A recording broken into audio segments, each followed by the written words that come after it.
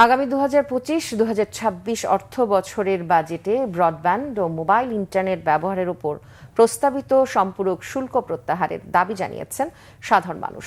আর internet সেবার দাম বাড়িয়ে নয়, বরং দাম কমিয়ে আনলেই সরকার বেশি রাজস্ব অর্জন করতে পারবে বলে মনে করেন বিশেষজ্ঞরা। বিস্তারিত মোবাশ্বের আহমেদের রিপোর্টে।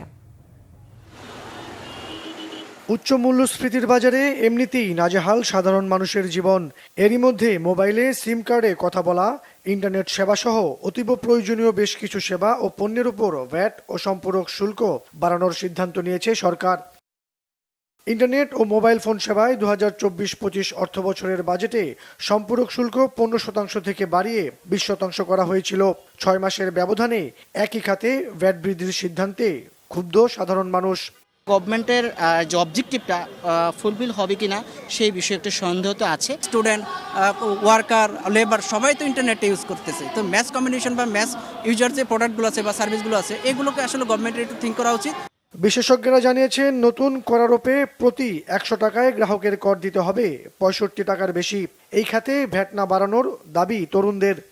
আমরা যারা স্টুডেন্ট তাদের জন্য এটা অনেক নেতিবাচকভাবেই প্রভাব ফেলবে, কারণ আমাদের কাছে পর্যাপ্ত পরিমাণ ওই খরচটা থাকে না।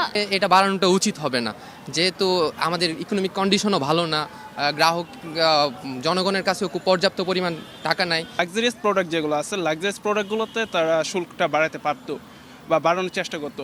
আমি কখনোই মনে করি না যে মোবাইল ফোনের যে বিলটা আছে লাক্সারিয়াস প্রোডাক্ট। রাজস্ব বাড়ানোর বিষয়টি সমর্থন করলেও সংশ্লিষ্টরা বলছেন, ইন্টারনেট খাতে ভ্যাট বৃদ্ধি হিতে বিপরীত হতে পারে। এর ফলে ইন্টারনেট ব্যবহার কমার আশঙ্কা অনেকের। এইখানে কিন্তু যদি ইন্টারনেটের দাম একটু হলেও বাড়ে, যেখানে আমরা কমানোর কথা বলছি, যেখানে আমরা বলে আসছি যে ইন্টারনেটের উপর থেকে ভ্যাট মওকুফ করে দেওয়া হোক, এখানে যদি আরো 10% বা 3% বাড়িয়ে দেওয়া হয়, তাহলে কিন্তু আরো বেশি মানুষ কিন্তু এটা ডিসকারেজড হবে ইন্টারনেট ব্যবহার থেকে। মানুষ এই মোবাইল ডাটা এবং মোবাইল ফোন যে টকিং আওয়ারটা বেশি ইউজ করুক, তাহলে সরকারের রেটটা যদি কমায়, বেসটা যদি বড় হয়, তাহলে টোটাল অ্যামাউন্টটা কিন্তু বরং বেশি আসবে রেভিনিউ গভর্নমেন্টের জন্য। বিটিআরসির তথ্য মতে গত 2 মাসে দেশে ইন্টারনেট ব্যবহারকারী কমেছে প্রায় 40 লাখ। ব্যয় বাড়লে এই সংখ্যা আরও কমবে বলে ধারণা তাদের। মোবাশ্বের আহমেদ, বাংলা ভিশন, ঢাকা।